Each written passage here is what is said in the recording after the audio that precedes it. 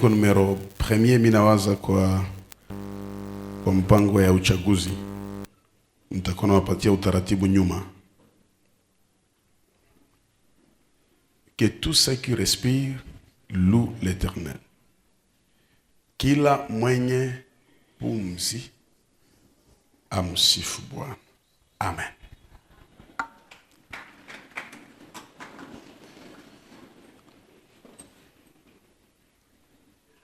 Nitakupa amri 8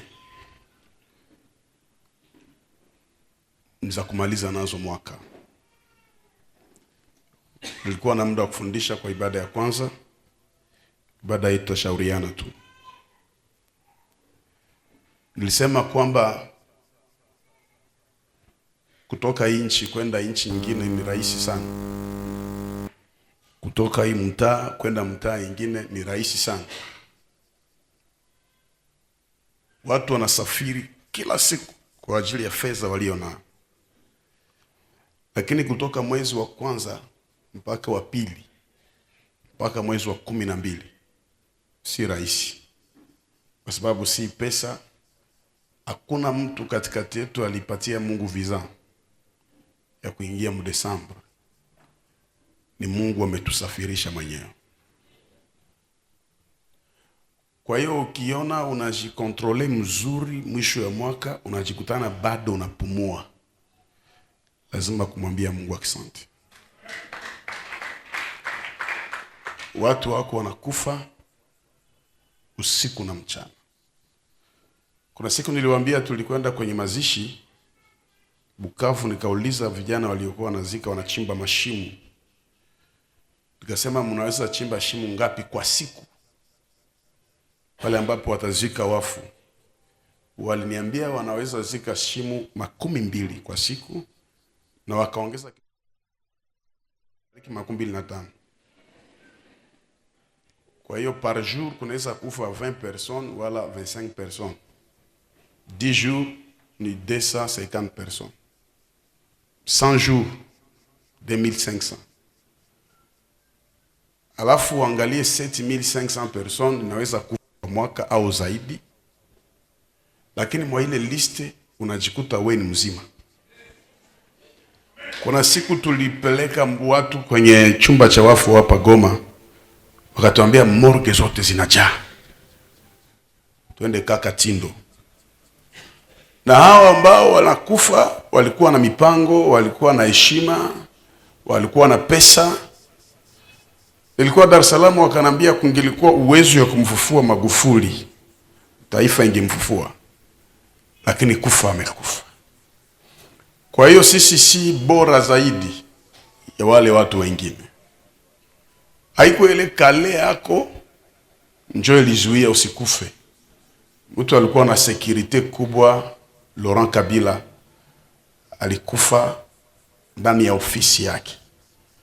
Kwa hiyo anayetulinda usiku na mchana ni Mungu. Na kama tunafika mwisho ya mwaka, tumwambie Mungu asante. Mtu mmoja anipe amani zaidi ya kawaida. Jambo la kwanza utafanya mwisho ya mwaka, acha kunungunika. Sikupata nyumba, sikupata gari, sijui sikupata. Cha kwanza ni kushukuru. Geukia ndugu yako mwisho ya mwaka, mwambie acha mihali, mwambie vizuri, acha mihali. Shukuru kwanza. Na Biblia inasema kila mwenye nyumba ashukuru Mungu. Kila mwenye gari ashukuru Mungu. Kila mwenye pumzi. Unajua ukiingia msale ya reanimation wanaweza kulomba $20 wala $30 une heure. Sasa par jour unaweza pumua 20,000 litres. Donc par jour tukisabia frango ilipashwa lipa Mungu. Mtawisha kwenu Katoi, kwenu mvile mtauzisha, juu muendelee kuishi. Lakini kwa neema anawapa pumzi bure. Ndio maana mtumishi wa Mungu anasema kila mwenye pumzi amshukuru Mungu. Weka mkono juu, sema Mungu asante kunifikisha tarehe ya leo. Hakuna ujanja, ni neema yako tu. Mimi si bora kuliko watu wengine. Nimeishi kwa neema tu, katika jina la Yesu. Amen. Shangilia kwa ajili ya ile kitu itakusaidia. Jambo la pili ambalo unatakiwa kufanya ni bilan ya jinsi umetembea katika maisha yako ya kiroho. Tumemkosea Mungu. Na acha nikwambie kwamba miaka yote hautakiwi kuwa ule ule. Asiyebadilika ni Yesu peke yake. Lakini mwanadamu lazima abadilike. Angalia umetembea namna gani mwaka huu. Mwaka mpya haiwezi kuwa kwako kama bado wewe ni yule yule. Kiroho au kimwili unatakiwa kujua umetembea namna gani. Biblia inasema na kila alitajaye jina la Bwana aache maovu. Ina maana inaweza kuwa alikuwa analitaja kila siku lakini ndani ya maovu. Ukipata fursa ya kufika mwisho ya mwaka, jitahidi sana kuangalia nini ilikushinda, umetembea namna gani. Ingalau mwambie Mungu nisamehe, nianze mpya tena. Na ile inawezekana. Kwa sababu kuna watu walikuwa wabaya sana zaidi yako, lakini Mungu aliwabadilisha walipojitambua. Msikimbilie kutafuta manguo ya mpya. Mkimbilie kutafuta roho za mpya. Mtumishi wa Mungu Daudi anasema, Bwana, nimeukosea, niumbie moyo safi. Kwa hiyo mwisho ya mwaka ni vya zamani sana vile ya kuweka manguo. Ndaivala mnoeli. Na unatiamo kambegu. Ni vitu ya zamani sana bila alikuwa wake tena leo. Leo mtu huwa anafikiri maisha mapya. Na hii maisha mapya inawezekana. Jambo la tatu kubwa sana, usiimalize mwaka na makonfli na watu. Konfli inazeekeshaka mwenye nayo. Konfli inatesaka mwenye nayo. Konfli inaweza kupitisha kwa njia ya mbali na unaacha njia ya karibu. Na ukikufa na makonfli hakuna kwenye utaenda. Nimesema kwa ibada ya kwanza, kuna watu tunawasamehe si kwa sababu bana merite pardon, lakini ya merite kuwa enemy. Ukimfanya enemy unamuinua, njale nampiga, maisha nampiga. Ukimfanya adui ni kama unampatia heshima sana. Kwa hiyo watu wengine utajisikia tu kuwatosha roho yako na roho yako ikae. Kuna mtu hata ukimsirikia hautambadilisha. Kwa tu watu wenye bana dhamiri na bana akili, anaweza kukoseana na ngoja ukiomba msamaha. Kwa hiyo mwisho wa mwaka ikienea, hata ni ndugu wa jamaa, ujisikie kumsamehe. Hakuna kitu ambacho mtu hawezi samehe. Nimewaambia kwa ibada moja, kuna dhambi mbili haitasamehewa tu. Niliwaambia dhambi moja yenye haitasamehewa ni kukufuru Roho Mtakatifu. Kufuru Roho Mtakatifu ni wakati wewe uko Freemason, uko magicien, na unakamata Biblia unakuwa pasteur, unaishi maisha ya kutabiri bongo. Huwezi ukasamehewa. Kwa sababu Mungu achangwe na uchawi. Lakini zingine dhambi zote zinasamehewa. Haiko pastor tu, hata wewe uko pale unawasikia neno la Mungu unaenda kwa nyumba ya wafumu, hautasamehewa. Mungu ni mwenye wivu. Hata unakuja Jehova Nisi, unaenda maloge, unaenda sijui mamaji, uko unajiletea laana wewe mwenyewe. Kwa sababu ni kama unaambia Roho Mtakatifu hana nguvu. Ijapokuwa Mungu mwenye uwezo. Dhambi ya pili yenye haitasamehewa ni kutokusamehe. Kwa sababu maandiko yanasema, Baba utusamehe dhambi zetu kama tunavyosamehe waliotukosea. Ina maana tusiposamehe waliotukosea, tutasamehewa. Ukiwa ndugu yako mwambie unisamehe bwana. Mwambie usifuatane na mie. Mimi na kwa watu vile.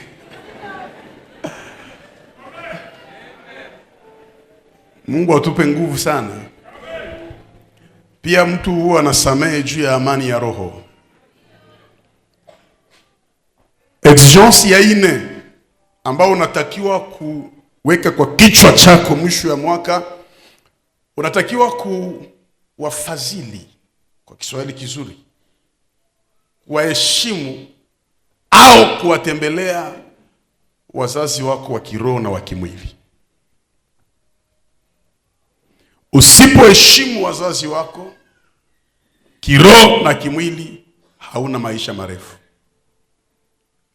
Hata awe kijijini, baba yako bado mzima, mama yako mzima, usikose kumpigia simu, kumtumia zawadi. Mtembelee, onana naye, ongea naye. Wazazi wenu wa kiroho, mwisho ya mwaka ilishaenea na haiko kijijini, yupo hapa na vala ble.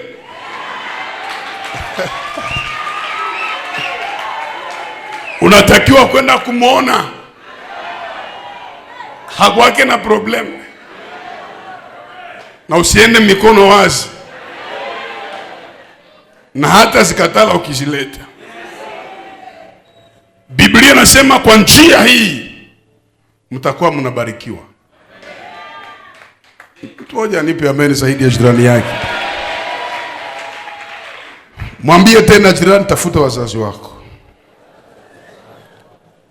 Mie basha nitabiria kuchumba maombi kama mamangu ni mlozi. Vitu vitabaua ni ile machumba ya maombi ya unabii tu. Mtu aliyekuzaa, maandiko nasema heshimu baba. Aiandike kusema heshimu baba mama yako wa Kristo. Heshimu baba mama yako wa jakazi. Heshimu baba na mama yako. Awe nani? Mheshimu. Kama mama yako angelikuwa mlozi kabisa na ulikuwa mtumbu yake nefu, angeukulia mule mule. Lakini ulitoka mwele tumbu na unakomaa, heshimu wazazi wako. Tena wazazi hawaombake vitu vingi sana. Wanaomba tu kumuonesha consideration. Na hata wazazi wa kiroho ni vile vile. Kiwa na conflict na mama yako kimwili, baba yako kimwili, mama yako anaweza kulaani na laana na kamata.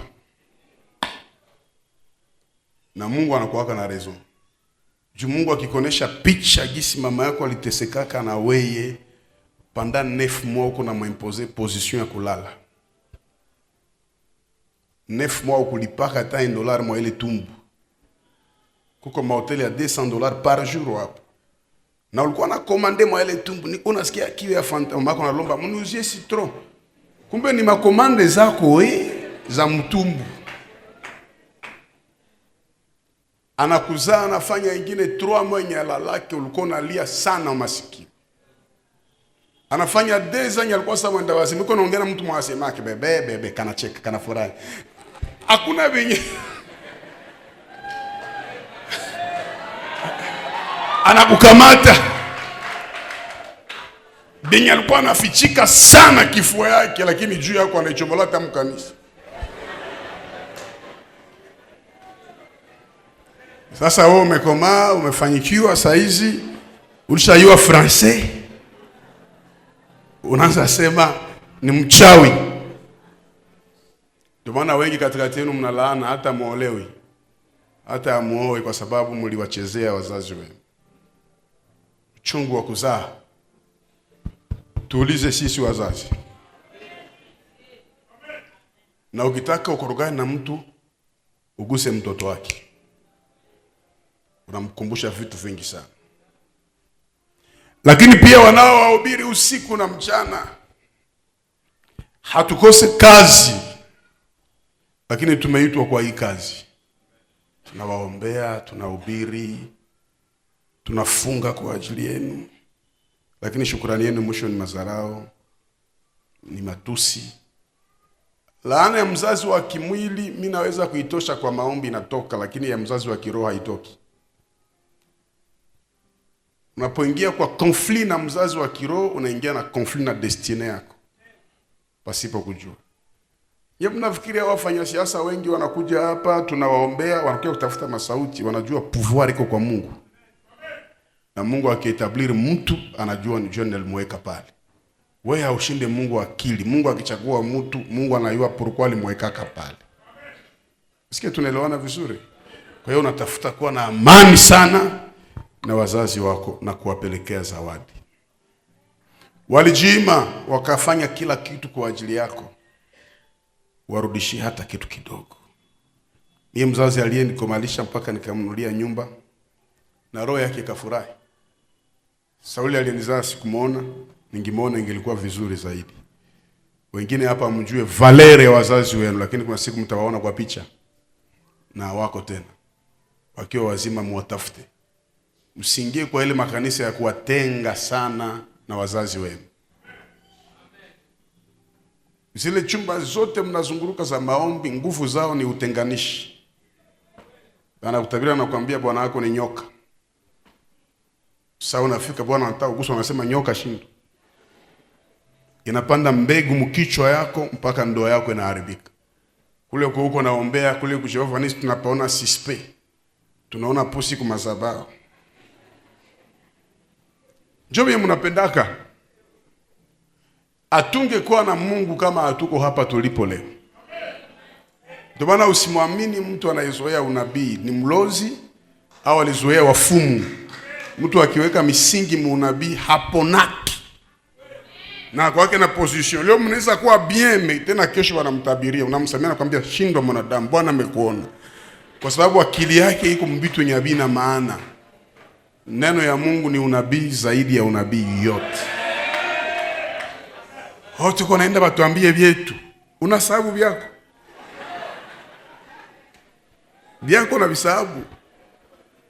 Hasa wanawake, ndio maandiko yanasema wale wanawake wajinga ni rafiki za unabii ya uongo. Wengi katikati yenu wanatekwa nyara usiku na mchana. Jambo la 6 kubwa ambao unatakiwa kufanya mwisho wa mwaka ni kuchukia maisha yako ya sasa na kutamani Mungu akupe ingine. Kuko miaka yenye upasho kuwa tena kwenu, kuzaliwa kwenu, kukomalia pale, na unarendezea kwenu, na unazalia kwenu. Wewe uko esprit de mort. Unapenda baba wako akufe wakie na pale. Chukie ile maisha. Heshima ni kutembeleana. Mtu mzima haishi na wazazi fasi moja. Chukia maisha ya kupewa manguo. Utapita kunyumba ni kupatile kapitula. Juu unanifurahisha na karama yako. Mie kuna mtu alinipa kapitula kwa sasa kanisa. Mkupewa mko mazarao. Chukia ile maisha ya kusaidiwa. Chukia maisha ya kutembea na miguu. Iko na mazarau sana. Unaangalia mwiko na gari mkanisa kama hayatoka, umfuate, nipe lift. Na kila mwanapewaka lift anaongea sana mgari ya watu.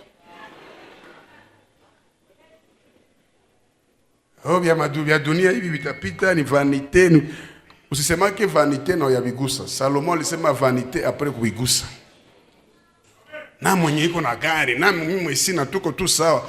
Samfula itanyesha. Utabatiziwa bila pasteur. Kutembea na miguu si mapenzi ya Mungu. Basi mwenye iko na gari atawala mtegea mulonge, itapata pine. Mewe mwenye hauna. Mungu aliniita akupe gari hii mwaka. Na alafu nikwambie, ni bila njoo vya ovyo. Binye unahitaji kuwa navyo. Sijui nani anakupa bidii ya kuendelea kuzalazala mnyumba ya kupanga.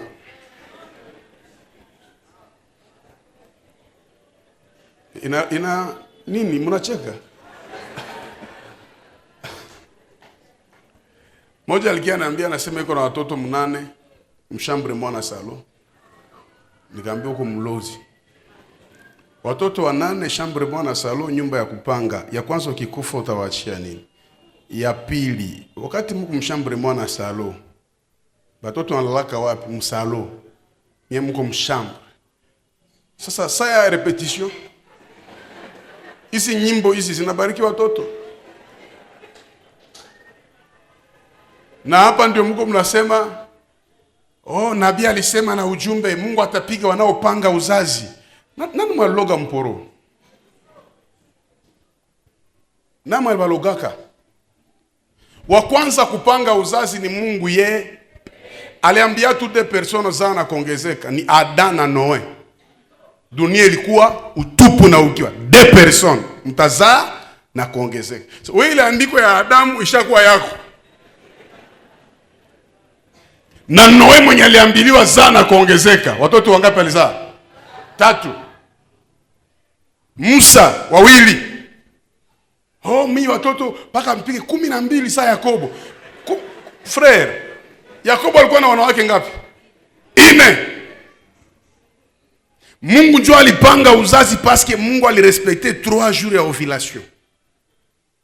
Pourquoi Mungu akufanya 31 jours yote la 30 jours yote kwa ya kuyaza?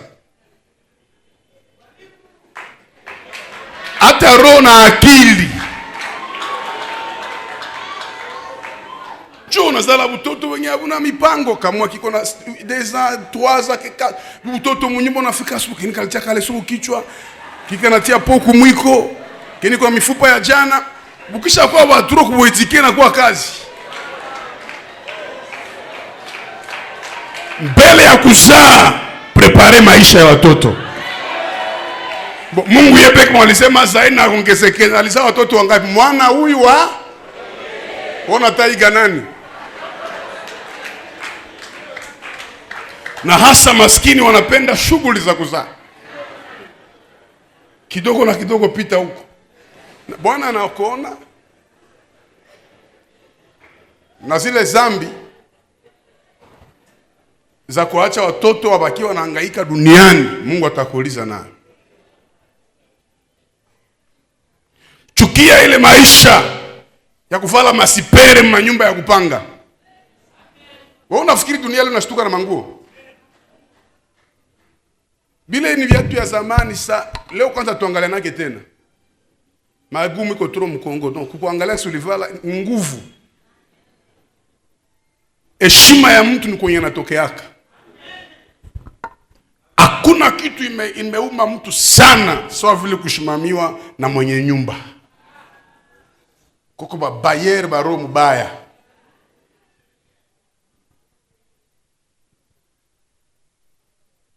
Kila mtoto wa Jehova nisi mwenye iko hapa Mungu amkumbuke.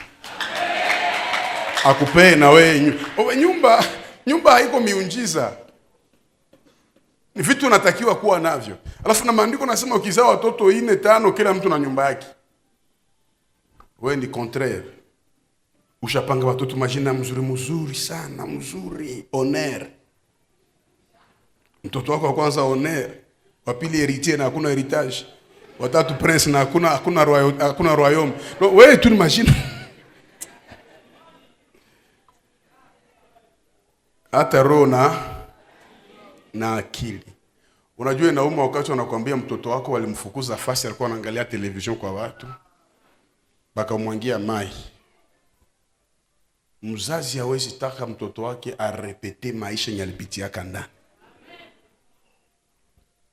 Geukia voisin mwambie chukia hii maisha yenyewe. Hii maisha ya mwaka inaanza inaisha yatoka Goma. Uko zamu? Mwaka inaanza.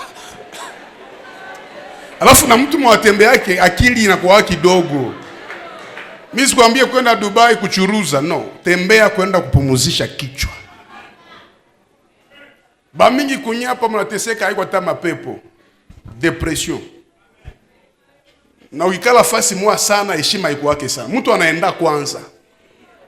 Unarudi unakuwa mpya gisi mwalimu yuko hapa. Kitu Biblia inasema enendeni ulimwenguni. Ukiona mtu angali na kritike watu sana, uye kama yatembeaka. Kwa hiyo mimi nilimwambia iletre haiko mwenye kusomaka, iletre mwenye atembea. Watu walifanya geografia theory. Mwenzako shatembea mu geografia. Mko sawa sawa? Kwa hiyo unatakiwa sana usikuwe na malizia mwaka fasi moja. Kama ukutembea vuka hapa kwa ongle. Siko pale Myomba. Wewe ndo msalimii. Toka pale uende hata Burundi. Ukiona hauna visa, hauna passport, sake ni karibu, usiende Mushaki. Utembee kwanza, utoshe stress mkichwa. Mwaka inakuja Mungu akufungulie voyage. Mtu mmoja anipe amen zaidi ya pale. Nisikuwe na baona hapa mwaka mzima. Nitakuwa nakuuliza uyaenda. Lakini pia jambo la kufuata ambao unatakiwa kufanya katika maisha yako ni kukuwa na budget ya année prochaine. Usiishi maisha bila mipango. Maisha ni mipango. Sisi sasa tuko kwenye majengo. Na tunahitaji mwaka ijao tuwe tumemaliza. Lakini sijui kama itawezekana kwa sababu niliporudi kule nilipokuwa nikasema no. Hata hapa utapanunua pia. Kwa sababu si ni kwetu pia kama wao ujue vitu viko naenda mbali kwa sababu ni kwetu. Tutapasula hapa. Kule kama kuna tukula milioni zaidi moja ya dola, hapa haitakuwa hata nafikiri half, itakuwa chini. Tunapasua, tunachanga, tukwenda kanisa sa quartier. Maana yake una kanisa kama watu abaonanaki. Na basemana kisema kanisa kidogo kidogo, kila mtu na maisha yake. Kwa sababu mwenye hapa ni mtu wa roho mzuri sana. Ni shughuli tu za kuongea bado tunazungumza nao, tutafanikiwa kupauza na ile tutaifanya. Pigia Yesu makofi na vigelegele kwa ajili ya hii. Mwaka kesho unapanga nini? Usitembee na mtu ambaye hamna mipango ya kufanana.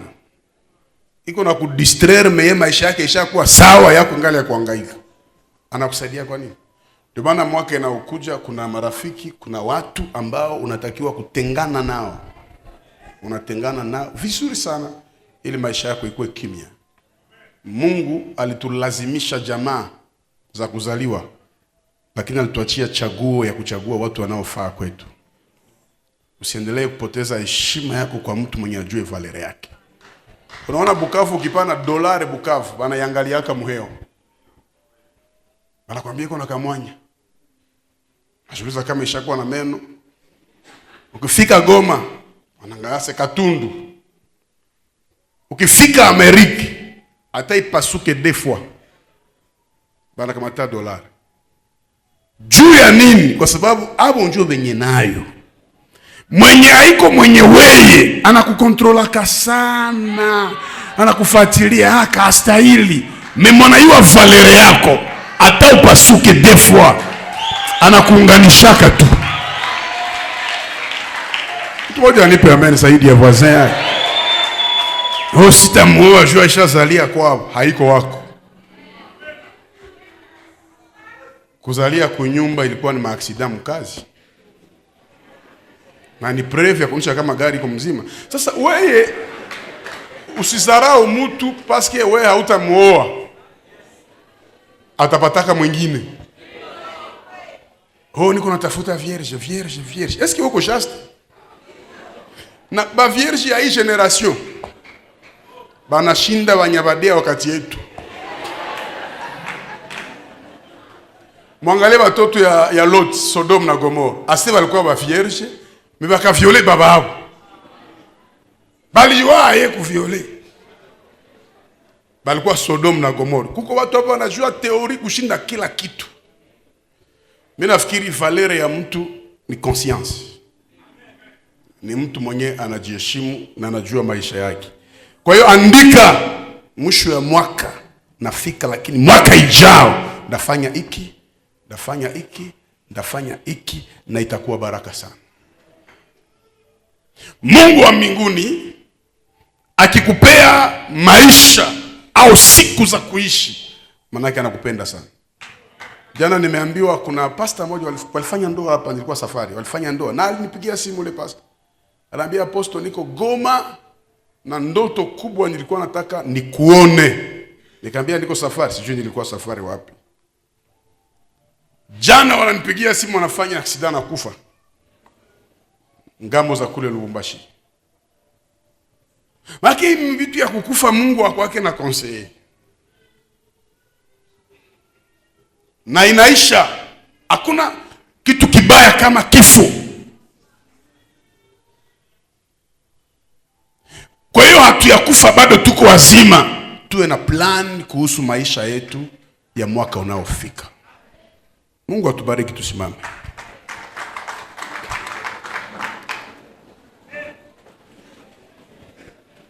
Tuombee mwaka unaokuja. Weka mkono juu. Sema Yesu asante kunifikisha kwa hii tarehe. Asante. Najikuta niko mzima. Asante kwa hii mashauri ya asubuhi ya leo. Baba, tunaombea mwaka ujao. Iwe mwaka ya ushindi, iwe mwaka ya baraka, iwe mwaka ya miujiza katika jina la Yesu. Amen. Tunaweza kama honorable